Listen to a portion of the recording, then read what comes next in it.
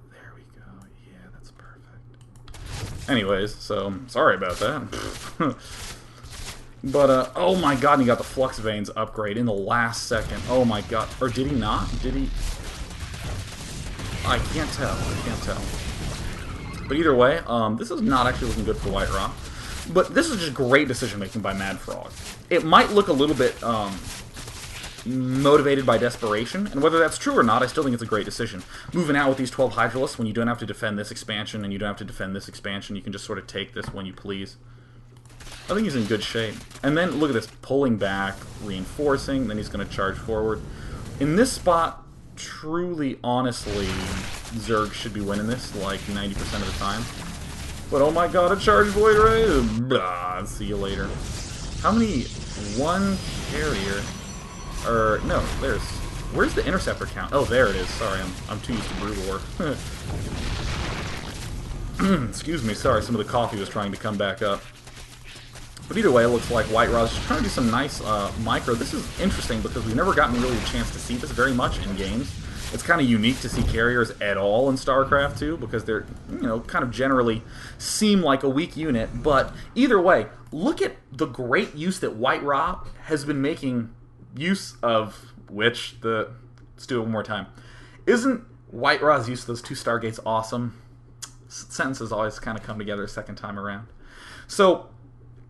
that's something a lot of people will kind of botch. They'll see the Phoenix action, and they'll go, ooh, I want to do some Phoenix stuff. And they'll go 2 Stargate, and they'll make some Phoenixes, and then they'll do something else. Or they'll see the Void-rays or the carriers. Really, that's one thing, the Phoenixes into Void-rays into carriers. Because in all honesty, if you make 2 Stargates, it's not great to use them heavily for 3 or 4 production cycles and then never use them again for the rest of the game. It's economically efficient to keep producing out of them. So it makes sense to, hey, start getting some Void-rays or some Phoenixes to do some harass. And then as you're harassing, you build up the carriers. Seems completely reasonable. I mean, you see this in all sorts of other matchups. I harass with my Hellions, so then I can build up until I have a huge mech or huge Marine Marauder army. Or I'm Zerg, I'm going to use Mutalisks to harass until I have, you know, another huge, you know, whatever it is, army. And whatever that next step is, whenever it's I'm doing blank to, you know, punish you until I get this huge army, it's important to make sure that you're not doing something that's totally way off. So again, wouldn't be the best idea to do Phoenix harass into mass Colossus. I wouldn't say that's horrible, but it's absolutely harder. It's absolutely much, much, much, much harder. This is a much cleaner style of play. So I like the fact that our good friend Duckload is unleashing some carrier action on us today. Oh, he was unleashing some carrier action on us today.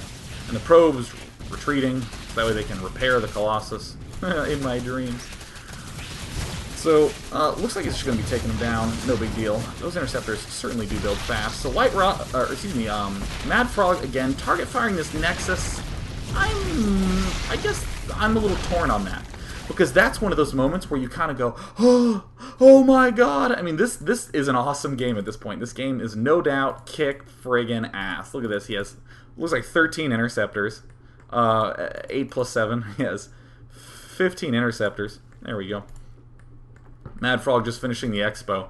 But see what happens with those suicide plays? Uh-oh, I don't have any units. And you see players do that a lot. Like, remember that Zergling bust at the start? A lot of players will Zergling bust, target fire the Nexus, kill it, and be like, yeah! And then they've actually wasted like $600 and, you know, a ton of larvae.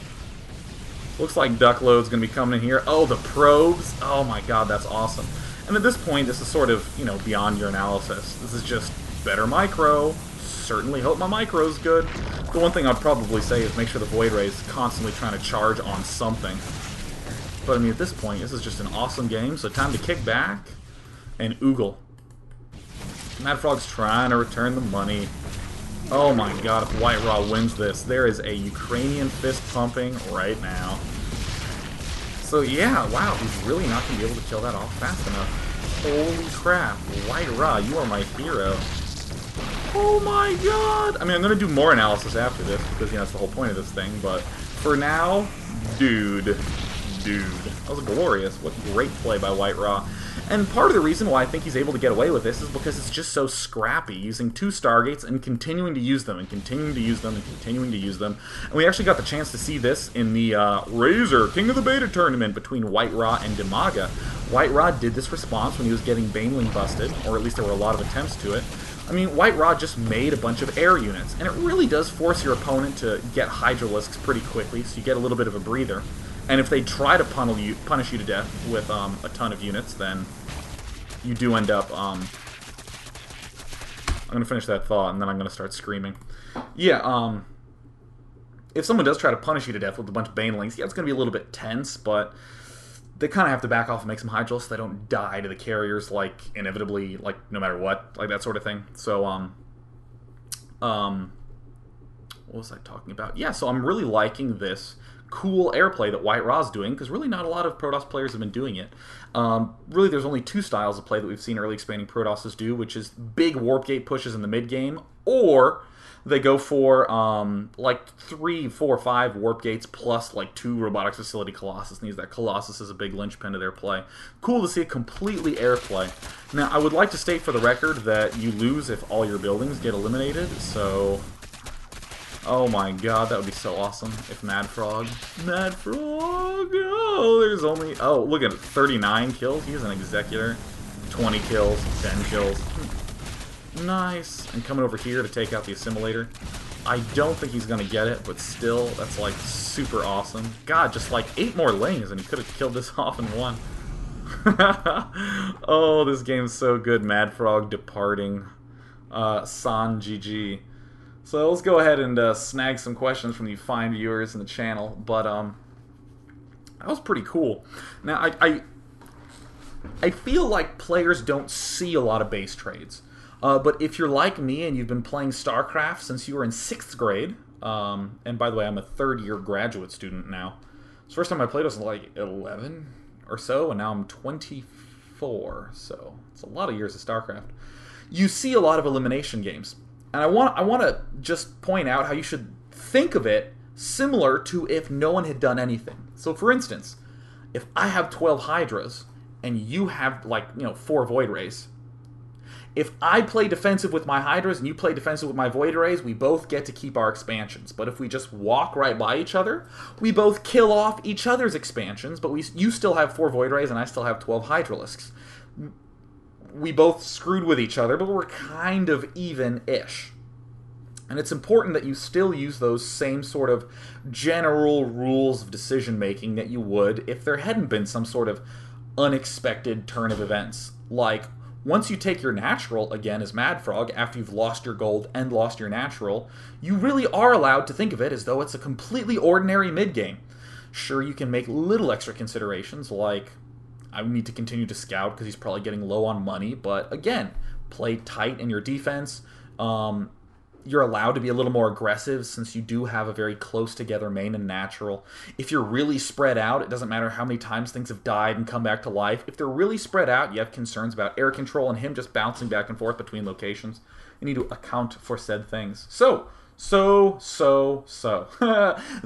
says, Day9, what are your thoughts on the Dayling video? Could you make the scraw sound again? Could you show the Dayling video for whoever doesn't know what it is? So I'm not going to show the Dayling video because I just want to make sure my video RAM doesn't crap out and crash at the end of the thing. But that is the funniest video I'd ever seen. I was actually like on the phone with someone. I was like on Skype when I watched that video. I was like, oh, it looks like someone made like a Dayling video? What is this? And I watched it and that was... Oh my god, I'm sure her ears just friggin' exploded. I was laughing so hard. Oh my god, that was so funny. That was so good. You guys just totally need to Google that, or someone needs to paste in the chat. Moderators, paste that in the chat. And could I make the scraw noise again? So for any of you who watched DJ Wheat's Live on 3, and for any of you who don't know, that's his pro gaming show where he talks about the pro gaming community without the fluff, a lot of the behind-the-scenes stuff, what's really going on, and what's cool is that DJ Wheat's plugged into Starcraft, Quake, fighting game communities, like all of them. He knows a lot of stuff, but I was on there and I actually explained how one makes the scraw noise. So first, hold on, allow me to drink some water. So first you inhale, so, and then if you kind of tighten your throat, you kind of get this sort of noise, and then make an R in your mouth, so it's like that. And then all you have to do is inhale really hard. So then you go, and it's just so loud. So yeah, that's how you do that. Let us see here. Let us divine. So, moving right here, people are asking about all sorts of crazy stuff that has nothing to do to the game. Oh, here's a question about the game from eSolar-1, who says, is it a risky move to take the gold expansion? I mean, is it really that great? He uses it for early upgrade, but he also suffers from harassment. So, yeah, sure, it's risky. It's one of those, like, risk-reward type things, where, you know, I don't even want to say risk-reward type things. It's a viable thing to do. I think that's the best way to term it. Because I don't want you, you know, thinking that, oh, if I early expand to the gold, I'm being a risky player. In a sense, if you're early expanding at all, you're being a risky player. Really, the safe thing to do would be to make a pool on 10 every game and have no economy and be super safe from rushes, but then you lose because you don't have any econ. So I would use the term viability. And what I would do is just try to think of the gains and the trade-offs. The gain I'm getting is way more minerals. The loss I'm getting is that I have to defend this huge spread out area. If I have a surplus of minerals, maybe I should make 2 extra queens at each base and begin crate tumoring to join them together. Cool, I have spent the minerals that I gained from the expansion to pay for the problem that I was having. Or, hey, I have these 2 far spread out expansions. I get a lot more money. Let me expand a 3rd time faster and make a lot of speed Zerglings. Now it's starting to make sense why he got that +1 attack upgrade for the Zerglings. Cool stuff. Just important that you carry that throughout the whole game. Because a lot of times people will do the start thing. They'll do the opener, and they'll say, okay, this is how I stay alive for now. And then when they get to the mid-game, kind of like MadFrog did, there start to be more serious problems because, again, you gotta keep reminding yourself of all these things. So Sevja says, Day 9, do you feel Hydras were the best choice considering their speed? And the distances on Scrap Station, wouldn't Corruptors have worked much better? Perhaps. That's something that I would play around with. I wouldn't fault MadFrog necessarily for going for them Hydras, because really Hydras are like that staple mid-game unit for Jurg, for DJurgies. So, I mean, there's nothing wrong in my head with saying, if I take the gold expansion, I get way more money than I'm used to, and Hydras always cramp my money. I am uncramped, therefore I can make lots of Hydras. Like, if we were playing on Lost Temple, and let's suppose on Lost Temple there weren't those destructible rocks at the gold expansion, cool! I would just plant my hatch there, then plant one at my natural, and then I would make nothing but Hydras, and I would probably be in amazing shape because everything is so close together, but not so much the case on Scrap Station. So I might play around with some Corruptors after that point in time. You know, here's a great question from GeoJitmal, who says, is Zealot, Stalker, Void-Ray, Phoenix, and Colossus a bad mix? Is that too many tech areas? Now, that might just sound like crazy, you know, like, is Zealot, Stalker, Void-Ray, Phoenix, Colossus, Templar, Mothership Probe bad? You know, all the units in Starcraft are good. And definitely the Zealot, Stalker, Void-Ray, Phoenix, Colossus. I've actually seen, if you watch the Chinese player Ace, he is the sort of player who goes Phoenix into Colossus. Again, it's not that it is bad, it's that it's hard. You have to be very careful and make sure you're able to exploit everything appropriately. Because something that I'm starting to notice a lot of, that's happening a lot in Terran versus Zerg, because everyone's just like, Terran imbalance, oh my god, I'm Zerg, I want to cry. And a lot of the issue is that it feels like Terran's so scary, you know? I make Mutas, he has Thors. I make Zerglings, he has Hellions. I make Roaches, he has Marauders. And he has Marines that are good against all of those things. You know, you just feel, and no matter what. But really, the problem that Terrans are having is that they're getting one of this and one of that, and a few of these and a few of that. And what happens is that Zergs who just have a lot of shit win. A Zerg...